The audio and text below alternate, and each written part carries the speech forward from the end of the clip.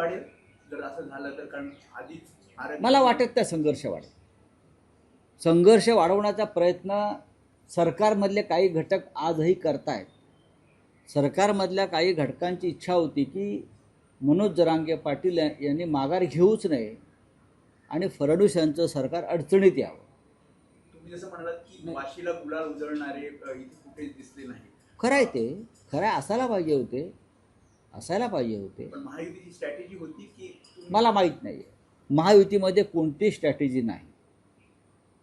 ते फार स्ट्रॅटेजीच्या गोष्टी त्यांनी करू नये. त्यांच्यामध्ये आपापसात तीसुद्धा जसं आम्हाला ते म्हणत होते रिक्षा आहे म्हणून, ही 3 चाकाची, तीसुद्धा 3 चाकाची रिक्षाच आहे.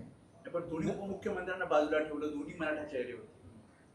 हे फडणवीस साहेबांना विचारलं पाहिजे तुम्ही, त्यांची राजकीय स्ट्रॅटेजी काय होती, खास करून शिंदेना दूर ठेवणं. कारण इतके मोठे जे आंदोलक इथे आणले, त्यांच्या गाड्या घोड्या वगैरे व्यवस्था ज्या माध्यमातून झाला त्या त्यांचंच नाव येतं आहे. आणि त्यांचा मुख्य उद्देश हा आरक्षण देणे हा नव्हता, मिळवणं हा नव्हता, तर मुंबईमध्ये येऊन देवेंद्र फडणवीस यांच्यासमोर आव्हान उभं करणं हा होता.